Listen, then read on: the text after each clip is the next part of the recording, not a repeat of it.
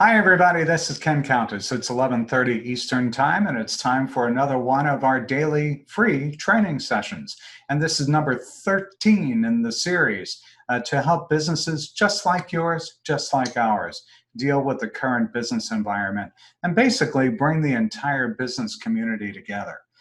For those of you who are new to Zoom, you can ask questions and leave comments in either the chat or the Q&A box.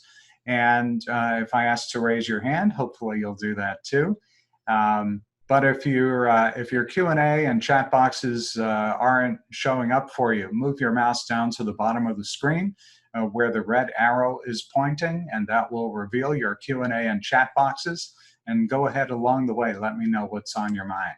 Here's what I'm going to teach you over the next 20 minutes. It's how the 9 steps in the customer life cycle. So what I'd encourage you to do is take notes and ask questions. And let's go ahead and get started. And by the way, this is just a 20-minute version of a 2-hour class. So here's what today's session is all about.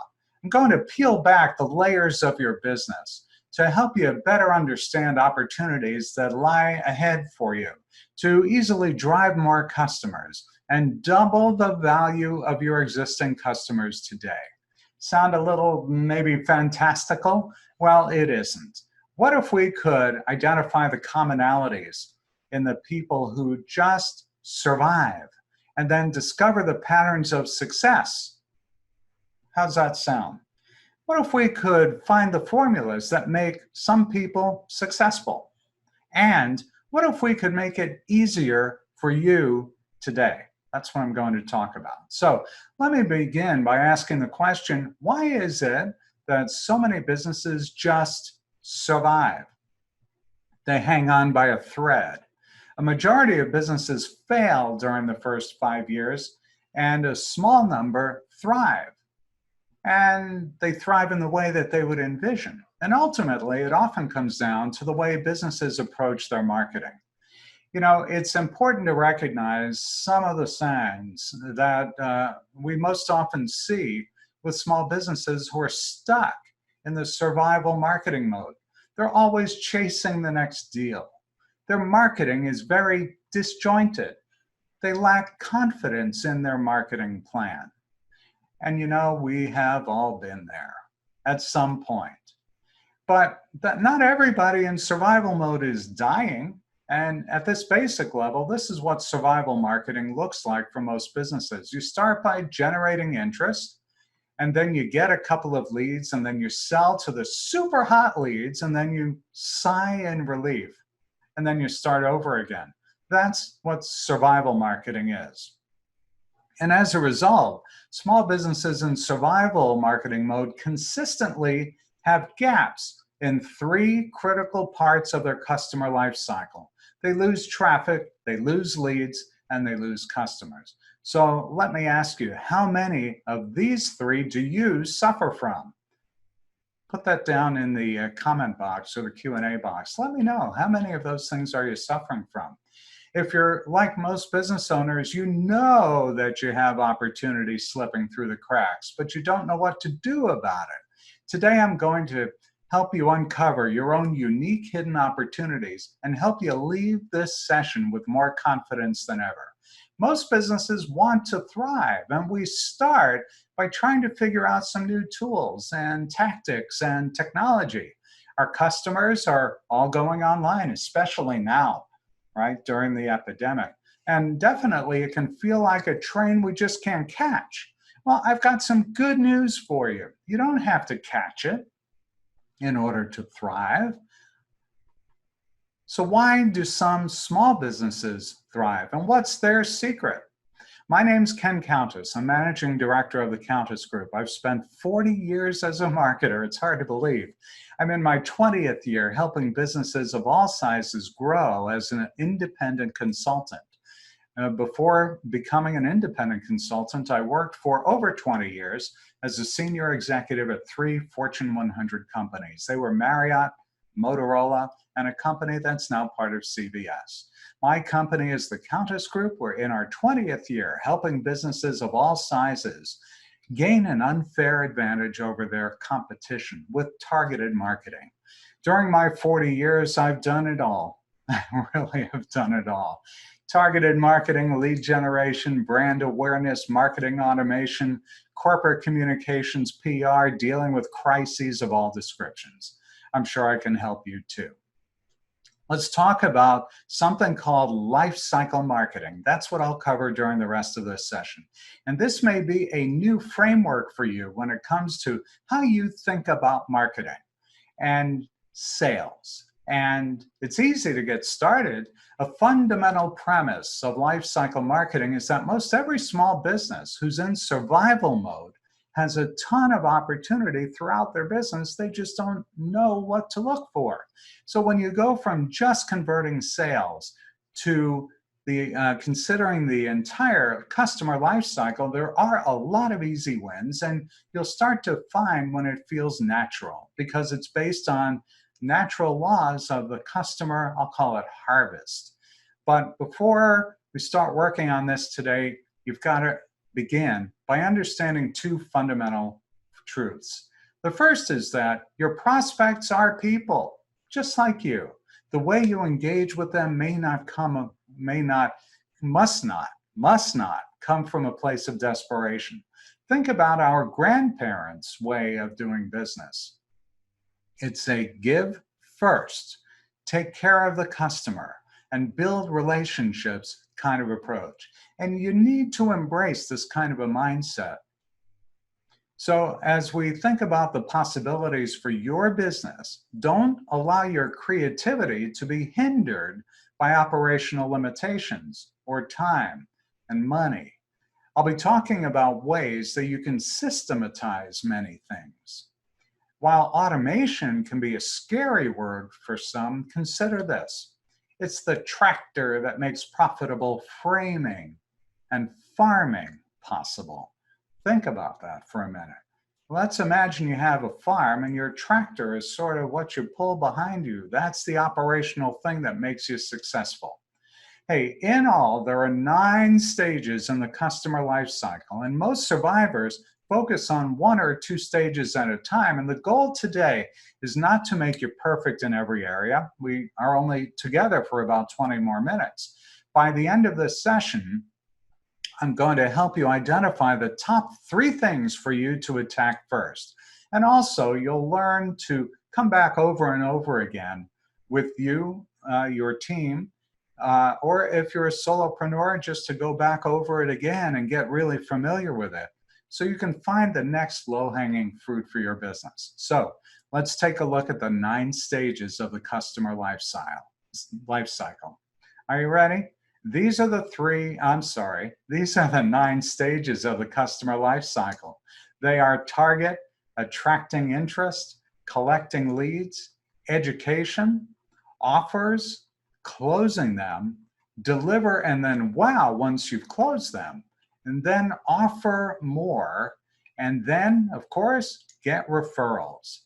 So instead of only looking at sales to see how we're doing, there are several important metrics to watch. This approach gives us the ability to identify where we are doing well and where there is more opportunity to be had. So let's start on the left with target. Thriving businesses understand their customers. A common mistake is to say, I'm for everyone. That's not how success is created. Success requires focus and understanding. So some things to consider include their basic characteristics. Those are also known as demographics for consumers or firmographics for businesses. What pains and problems and challenges do you need to help your customers solve? What kind of benefits are they looking for? Not product features. Rather, what do they aspire to in their life? And then why do they buy from you, and what are their most common objections? And then it helps to understand who your ideal target is not too. So think about this for a minute. Who is your ideal client? Use demographics. Think about the demographics and other information you've collected. And so now that you've identified your ideal customer, let's move on to the next question. What do they care about? What is it that they're thinking about when they consider a solution like yours? Are they looking for a solution that's simple? Are they looking for a solution that will make them more efficient? Or are they looking for the most economical solution? As you begin to unpack these questions, you'll start to uncover more questions about the way your prospects experience their problems and needs and how that relates to your products and services. Where does your ideal customer hang out? Do you know? Where do they spend their time? Now, of course, right now it's at home, but when they're not confined to home during a situation like we're currently in, what are they doing? What kinds of solutions are they looking for that will make them more efficient? So as you begin to unpack these questions, you'll start to uncover more questions about the way your prospects experience their problems and needs and how that relates to your products and services. You know, when we say we're in survival mode, we often attack our prospects with a hard sales message, a lot like a caveman attacks his prey. But there are two parts to this. The first is where we go to look for customers, and the second is the methods we use. Unlike a caveman's approach, or cavewoman if you prefer, a life cycle marketing campaign uncovers ways to flip the equation around and get prospects to come to you. We don't chase, we attract. To achieve this, we've got to have powerful magnets to attract our prospects. And these magnets can be a variety of things that we offer to prospects as a step in the buying cycle. And there are essentially two types of magnets: product magnets and educational magnets. So let's look at a lead magnet example. Imagine your prospect is planted comfortably on their couch and they don't want to get up for anything. You need to be the one thing that gets their blood pumping today. I mean, when was the last time you woke up and said to yourself, I really need to sign up for a newsletter today? Right? Yeah, me neither. So remember, the approach is coming from a place of relationship and should be relevant to the needs of our prospects. So let's begin to explore what kind of magnets that you could use. Think about this. The right magnet consists of the right message, a message that is aligned to the real problems and aspirations of your ideal customer. How many more visitors could you attract with the right magnets? Okay, let's go on to the next stage, collecting leads. Businesses that are thriving are consistently capturing and organizing information of their prospects. If you want to be able to follow up, you have to have their information. If you want to have a strong prospect database, it comes a day at a time. And likely you have leads slipping through the cracks and you may not even know it. Most businesses have enough prospects slipping through the cracks that they could double their results if they were capturing leads effectively. Think about these examples: web traffic that leaves your site, walk-ins that walk out, telephone calls that hang up, networking contacts that leave, trade show visitors who walk right by your booth. So how can you better organize the information about your potential clients who are interested in your solution? Go ahead and take a moment. Think about that. Here are a couple of ideas. Create a database, a spreadsheet, use CRM systems, and so on. Again, I want you to think about the number of leads you have slipping through the cracks because of gaps in how you're collecting leads. This is important work, right? So now let's move on to the educate stage. Education will help you create content and conversations and build relationships with potential customers. Did you know that it takes an average of 5 sales calls to close a deal? But most salespeople give up after 1 or 2 calls. And as you can see in this chart from a small business survey, nearly half of the businesses polled say they give up on leads after 1 call. But a vast majority of Sales that close require no less than 5 calls. Feeling a little pressure right now? Good, you should be, because this can feel like a steep hill to climb. I mean, who in the world has time to make all those follow-up calls? Well, the educate stage provides us with an efficient and effective way to follow up and engage with our leads. And of course, automation is where we can use a tool that will pay off big time. Remember, thriving farmers use a tractor rather than harvest a crop one by one by one. The next 3 questions are all very closely related, so I'm going to go through all of these together first, and then I'll pause so you can come up with a response or think about what might work for you. The first question is, what questions do potential clients have about my product or service? So think about product details, costs, warranty, social proof, and so on. The next question is, what are some ways that you can deliver the answers to your customers' questions, like an email series, a white paper, a web page, videos, and so on? And lastly, you want to think about how you can offer more value as you educate these potential clients. And these can be things like sending additional resources, showcase differences between your product and others, offer special offers, provide samples, and so on. So go ahead and take a minute to write down your idea for these questions. It's something you may want to do later in the day. And as you're thinking about the way that you educate leads, the bigger question surrounding all of this is, how many prospects do you lose each month because they aren't ready to buy today? So the next stage is offer, which helps you map out the sales process, the way your customers want to buy. Remember this chart? It takes an average of 5 sales calls to close a deal, but who has the time for that? So let's think for a minute about your compelling offer. What is that compelling offer? You could offer a free first visit, coupons for future purchases, a special limited time discount. Take a minute and brainstorm your own ideas. So now I want you to think about when you should extend the offer. In other words, ideally, what are the steps that a new lead will take before you extend an offer to them? The next question is similar to the last one, but we really want to identify characteristics and behaviors that are indicative of the hottest deals, so we can more proactively and quickly extend our offer to them.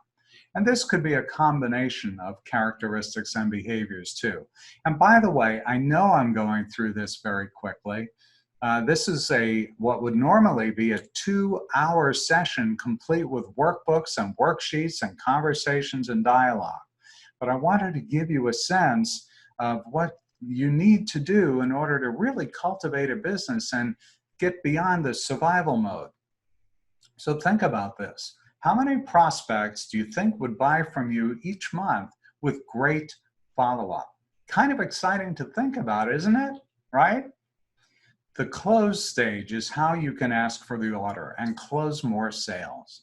Let's talk about the next questions, like how do clients buy from you? Is it online, in person, with a sales rep?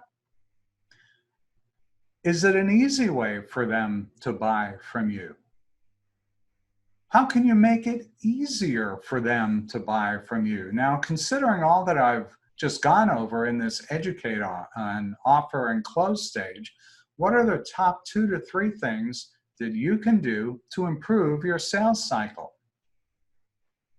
So once you've thought about that, now I'll talk a little bit about deliver and wow. You already know that you'll spend less money and effort selling to existing customers and referrals than continually trying to find new customers. So that's why it's important to wow your customers right from the start with a great value and a great experience. The deliver and wow stage will help you anticipate your customers' needs and deliver more than you promised. A big advantage you have as a small business is your passion for what you do and your ability to deliver a great experience that makes your customers say, wow. Hey, don't forget to add your questions and comments if you're watching on Zoom, and if you're on Facebook Live, go ahead and put your comments in there too, and I'll respond to them later today. A recent study says it takes 10 positives to overcome one negative online review. So why wouldn't you invest in wowing your customers? Think about this. What could you do with $5 or less to wow every new client? You could do quite a lot, actually. So these next two questions can be a lot of fun. First, what are 5 things I can do to wow my clients during the next 30 days? What are 5 things I can do to continue to wow my clients after the first 30 days? Your solution can be as easy as providing tips and resources related to customer inquiries. I will send you 50 ways to wow your customers. If you send me an email, send it to kc@thecountessgroup.com, or put something in the Q&A and chat box, or something on Facebook Live. Let me know you'd like this checklist. So once you've got that checklist, choose 2 top ideas for each category and start to put a plan in place. The other critical question to answer here is, how many customers decide to stop doing business with you each month because you failed to wow them? With some thoughtful and inexpensive creativity, there are dozens of ways that you can wow all of your customers and make them raving fans of your business. Okay, who's ready to talk upsells? The Offer More stage will help you find efficient ways to follow up with existing customers to get repeat sales and offer additional products and services. So think about this. How many customers should be buying again from you this month, but they aren't because of poor follow-up and targeted upsells? The Get Referrals stage helps happy customers refer new business to you. Getting referrals from partners or customers is one of the most cost-effective ways to find new customers and grow your business. However, we know one thing to be universally true: unhappy customers will not send us referrals, right? So we probably want to know which of our customers is happy and who is not happy. So let's answer the question, how can I find out more about how my customers are feeling? When a client isn't happy, what can I do to reach out and make the situation better? Ask your customers about the service level you're providing. The ones who are unhappy will tell you if you ask them. When a customer is happy, how can I ask referrals, repeat sales, or testimonials? They are the most likely candidates when they're happy for giving us referrals. So anytime we ask our customers to do something, whether or not they'll actually do it is predicated by how happy they are. So we're going to focus now on referrals from happy customers. Let me ask you, what would happen if you doubled your referrals? It's probably not as unrealistic as you might believe. It really just comes down to asking for them, and not accidentally or sporadically. You need to be consistent and systematic. So I know I've got quite a few customers of mine on this session. Let me know what I can do better for you. What can I do more for you? If you're unhappy, let me know that too. If you're on Zoom, put it in the Q&A box or the chat box. So think about this. How many referrals do we lose each month because we just simply don't ask? So now that we've gone through each of the 9 stages of the customer life cycle as they relate to your business, now you should be better equipped to begin taking the next steps. While life cycle marketing is a powerful approach to better understanding where opportunity lies in your business, it's important to start simple and then maintain momentum through a continuous refinement of how you see your ideal customer's life cycle. So now this is the part where indecision can eat you alive. What are the 3 things you could do right now? And it will only happen every time. So you've got to ante up and place your bet, regardless of the hand you've been dealt. Start with the stages that are closest to cash, meaning they'll produce the fastest potential returns. How's that? We've got time for some Q&A. Once again, the Q&A box, if you're on Zoom with me, is go down to the bottom of your screen, move your mouse down there, and you can use either the Q&A or the chat box. The red arrow is pointing to the question box. If you're on a smartphone, you could use that too. There's a question and Q&A area there too. So let me pause for a minute and give you a chance to add your questions and comments. And let me tell you that if this seems a little bit overwhelming to you, or I've gone through it a little bit too fast, we can coach you, or we can do all of this for you. My name's Ken Countess, and I'm Managing Director of the Countess Group. We help businesses like yours gain an unfair advantage over your competition. We partner with several companies who can help you do a better job of marketing your business. We are a full-size marketing consultancy. We can do just about anything you need. We're all over the internet. You can find us if you're watching on Facebook Live, we're on Facebook. You're on my personal page. I'd encourage you to join our business page, which is facebook.com/The Countess Group. There are 6,000 people following us there, and we post marketing information and tips several times a week. Follow me on LinkedIn. Send me a personal invitation, and I'll accept it. Let me know that you attended this workshop. We're on Instagram too at Ken Countess Marketing. We help you gain an unfair advantage over your competition by helping you know how to target your marketing much better. You can sign up for a free consultation with me. If you've not taken advantage of this before, go ahead and do that. It's a free 15-minute consultation. Or you can call me at 407-242-4200. All right, time for Q&A. I'll go ahead and look at the Q&A and chat boxes, and while I'm doing that, let me present an offer for you.